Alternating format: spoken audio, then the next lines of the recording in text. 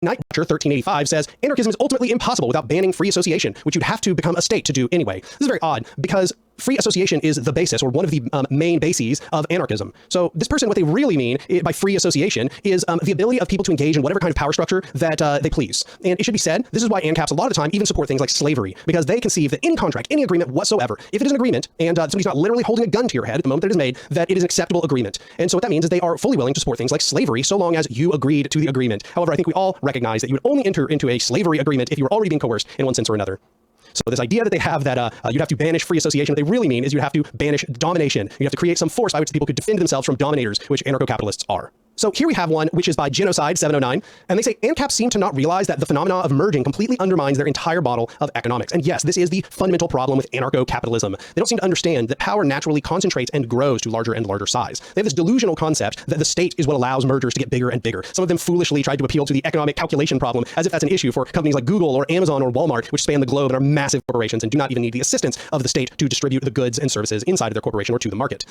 So this person is basically correct. This is one of the main problems with anarcho-capitalism. Under anarcho-capitalism, there would be no forces preventing the accumulation of power within the hands of a very small group of capitalists. And that very small group of capitalists would therefore just become more and more of a lordly class that is unassailable by the people. And I remember we have some comments in here which address the point of what would happen if there was concentration of power. So we will continue. So here we have one from Czar6203, and they say, the problem with this thinking is that you assume that quote-unquote real choice will be given if there's no struggle. I don't really recall that being said, but let's continue. The owner hired you with a wages and you agree with the treaty. Yeah, see, here we see that idea that they think that if there is any agreement whatsoever, if a contract is signed, it is by definition voluntary. If you feel like being exploited, nothing's stopping you from quitting and finding a new employment. Also, private ownership is not hierarchical. They hire you to work for them. If you hire someone to build your roof and say that the roof is yours, is it hierarchical? The state is hierarchical. State, commune, syndicate, union, social, they're the same. Saying anarcho-socialism is like saying non-state state, an oxymoronic term. Yeah, so I mean, there's just like every sentence is wrong in its own special way here. I mean, first of all, right off the bat, I have no idea what they mean. Why you assume that the real choice will be given if there's no struggle. That's very odd. But the owner hired you with the wages and you agree with the treaty. Yeah, see, here we have this idea that everything is determined by contract. If any contract is signed, it's good, it's fine. Of course, this is debunked by the other video, the Anark Bridge video, but just looking at the formatting here, it looks like this person's probably responding to the short. They said, if you feel like being exploited, nothing's stopping you from quitting and finding a new employment. Here's the problem. All employment is exploitative under capitalism. That is its basis. Its basis is using your labor to derive profits for the capitalist. So every single employer you go to will be exploiting you to one extent or another. And then they just kind of claim, they just say, and this is a recurring theme in these ANCAP arguments I've noticed, they just claim things. They don't really back them up with any sort of like philosophical, rational, ethical argumentation. They just say things. Also, private ownership is not hierarchical. This really contradicts what a lot of these other commenters are saying, is that no, private ownership is hierarchical, but it's voluntary hierarchy. When you go to a business place, that's voluntary. In fact, in the previous sentence, they were saying that private ownership and being hired and working for a wage is voluntary. So which is it? Is it hierarchical, but it's voluntary, or is it just not hierarchical? They say if you hire someone to build your roof and say that the roof is yours, is it hierarchical? Well, here's the problem. You are presuming we are working in a capitalist economy. In a capitalist economy, obviously somebody who comes and just works on your roof and does not live in your house is not going to own your house. But also, even in an economy wherein we have ownership through use, obviously someone who just like works on your roof is not going to own your roof because they don't live in your house. So this isn't really a cyclical response. Then they just say, I think for them this must have been a significant point. They say the state is hierarchical. State, commune, syndicate, union, social, they're the same. Here's the thing. Notice how they think that all capitalist contracts are completely voluntary. But if you form a union to defend yourself, if you create a syndicate of unions to defend yourself from the capitalist, oh no, that's coercive. It's coercive to defend yourself from exploitation by the capitalist. It really demonstrates the true bankruptcy of their ideology. This is just how shallow their conception of everything is. But to be fair, this person is even less consistent than a lot of the other ANCAPs who responded to me. Here we have another one which I find very entertaining, and this is sort of a recurring one, but I find this to be one of the weakest of all the points. It's not really one that I addressed in the video, so here I am addressing it. They say, Hans Minaris says, how could you redistribute wealth of the richer classes without coercion? They are the richer classes through coercion. Dissolving someone's coercive power over you is not coercion, it is self-defense, as some of the other commenters point out here. You know, for example, imagine you are a battered wife and you are trying to escape your abusive husband. If your abusive husband tries to stop you from escaping, you are allowed to defend yourself from that abusive husband. That is not itself coercion. And I would assume even in your anarcho-capitalist conception of the world, you don't think that that is coercion. It's just that you think all contracts which benefit the capitalists are magically voluntary, and any self-defense by the people against the exploitation of the capitalists is coercion. It's a system which inherently just favors the capitalists. That's what you've got. You've got a system which inherently favors people with massive amounts of wealth. Austrian OE says, well, in an ANCAP society, you wouldn't have to worry about finding a job because there would be an abundance of firms and businesses. So the capitalist would have to appease the workers, or he just loses all of them to his competition. This is completely wishful thinking, okay? In reality, in an ANCAP society, you would have an extremely small number of employers. You would have most of the world being controlled by a very small group of capitalists who themselves would control vast swaths of company towns, which would be horrifyingly impoverished. And the vast amount of wealth that was produced would go to those neo-feudal lords, and they would have their own private armies, and those private armies would enforce the decisions made in their kangaroo arbitration courts. There's no reason to believe there would be lots and lots of firms and businesses, because there's nothing preventing these firms and businesses from being destroyed by larger businesses which are far more competitive, who own armies, who own arbitration courts. This is just fantastical thinking, and that's what you find with a lot of what these ANCAPs say. It is fantastical thinking. They are hoping that this sort of society would work without really thinking about how power functions. They just think that everybody is going to magically do what they want them to do, not what humans seem to do when actually given power, which is to continue accumulating power. So the anarchist says, well, given that humans are going to tend to want to keep accumulating power, we should have them power share. We should have lots and lots of people come together to make decisions so that when they accumulate power together. The ANCAP says, no, every individual is just going to want to accumulate power, and somehow magically they're also just going to agree that they're not going to aggress on others, which is, of course, the most absurd naivety one could imagine.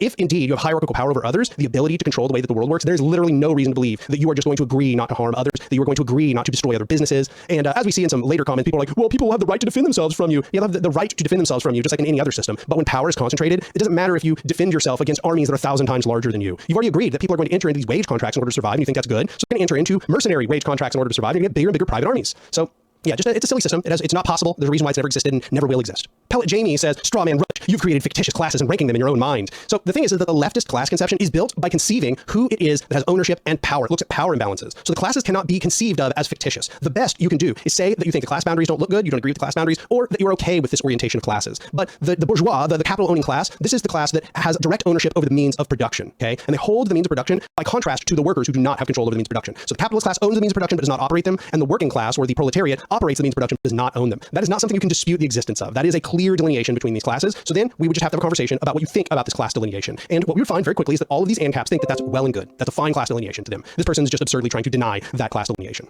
All right, so there's a few of these that are very long comments. I've cut them up into pieces. They are going to take a little while to address each of them. This one is in chunks, so we're going to begin reading. Alazif7923 says, ANCAP here, but even if not swayed, I got to admit that the prospect of land barons is problematic, though it has an answer. Ideally, capitalist exchange is and should be voluntary due to the ability to just go off on your own or even make your own commune, and the entire argument for coercion falls apart if true. Well, it's not true, number one, but number two, that actually would not eliminate the argument for coercion. People are not able to just go off into the wilderness and make it on their own. Most people do not have those skills, number one, and number two, pretty much nobody actually persists all by themselves, completely disconnected from the rest of the world economy. That's just not real. That's a fantasy world, okay? So that is not a solution. People can't just fuck off to the wilderness and figure it all out on their own. That's not how this works, and we have no examples of that existing in reality. So what that means is capitalist exchange isn't voluntary. Capitalist exchange, as was already discussed in the original video, always comes at the end of the barrel of a gun, and it will be the barrel of the gun of private militias, as we've discussed. They say in modern society this is not true. Hell, even being homeless is illegal. I assure you that in an ANCAP society it would be as well. They don't want homeless people in their company towns. That will be, of course, these sort of debilitating hellscapes. They want those homeless people to go out into the wilderness and die. So they would probably just push them out of the cities because, well, there's really no protections in a society like this, and therefore those homeless people would probably just starve to death. So there's really no reason to imagine that this system would deal with homeless people any better. They say this isn't feasible for anyone when certain corporations, Monsanto, BlackRock, etc., own half the space of a country, preventing you from just making a little cabin and garden as well in the woods. This is not the only thing preventing you from doing that. You can go do those things to some significant degree. You can go off and live in the woods. In fact, even a lot of property that is owned privately, like by those big corporations, they're not going to know if you're out there on that property a lot of the time. So no, you could totally go do this in current society. I agree with you that the ownership of those large swaths of land does make it more precarious, but there's no reason to believe that large swaths of land are not just going to be owned similarly in some ANCAP society. In fact, there would be no protections against it. So capitalists would just buy up every single piece of land. I don't see any reason to believe that somehow there would just be these vast wildernesses that the capitalists wouldn't own. We're looking at the transition from current society to that future society. So your Monsantos and your BlackRocks, all of these capitalist entities would just continue to exist, and they would move into the future, this deregulated future that you want as the power structures. They would be the dominant power structures as you moved into this future. And their little piddly competitors down at the level of normal humans would just be crushed into non-existence by their private mercenary militias. And then they point out that most of the land is unmanned, unused, unproductive, and speculative. But once again, there's no reason to believe that would end in an anarcho-capitalist society. So they continue. Something of note is that typically ANCAP subscribe to not just the NAP, but also you only own what you can theoretically defend. Yeah, that's very similar to the state's ethos. They say things like intellectual property are null or limited to some future free market solution because it is indefensible. No, it's not indefensible. It is very defensible by large corporations. You try to manufacture the thing they have intellectual property on, and they will send their mercenary militias to stop you. And you'll say, oh, that's aggression. Says who? They're going to tell you that that's aggression to you trying to cut in on their profits. Who are you to tell them otherwise? They control the courts. They have all the guns. How are you going to stop them? With your own gun all by yourself? Just one person? Well, you're screwed. Sorry to tell you, they have a mercenary militia. So no, in fact, those things would still continue to be defensible. In fact, they might be more viciously defensible under the system that you advocate. But also, this would apply to land barons, they say. It is one thing to own large swaths of capital and land and through voluntary trade agreements manage and produce and have presence through yourself or those on behalf of you on that land to occupy it. But no one can ever do so for hundreds of miles of random land or multiple neighborhoods and city worth of empty houses. No, that's totally possible. Once again, the state can do it through force of violence, and so could these massive corporations. They say, hell, if you settled on part of their lands, it likely won't know for years. That's how it already is now. Squatters' rights and the general concept of abandoned property touches on this. Why would you care if the property is abandoned? If they own it, they own it. So sorry to tell you, they are still going to be able to oust you from their land if they own it. So there is no such thing as quote-unquote abandoned property under your conception. They've signed a contract, and if you settle on their property while they contractually own that land, they have every right to shoot you. That's your conception of how this works. They say the unfair allocation of land is primarily only possibly held up due to state interference in the first place. Provide such an army and task force on call, working essentially at no cost to the land controller to defend it for them. That doesn't matter. We all just pay taxes for those things. They would just be able to pay for those things themselves because it's not going to be a bunch of small landowners owning those things. It's going to be a few massive landowners. All the land is going to end up being owned by those land barons. You've presented no reasoning as to why that's not the case. They're going to have massive private militias which will enforce their claim. They say without state involvement, the risk and cost of owning so many resources would be sky high and unfeasible with regular challenges and taking of the undefended land. It's essentially abandoned property and thus justifiable to homestead non-violently. Yeah, you say that, but by your own conception, that's not true. You're aggressing on them if you try to settle that land. They say every ideology has finer points of debate. Here it is NAP versus you only own what you can defend.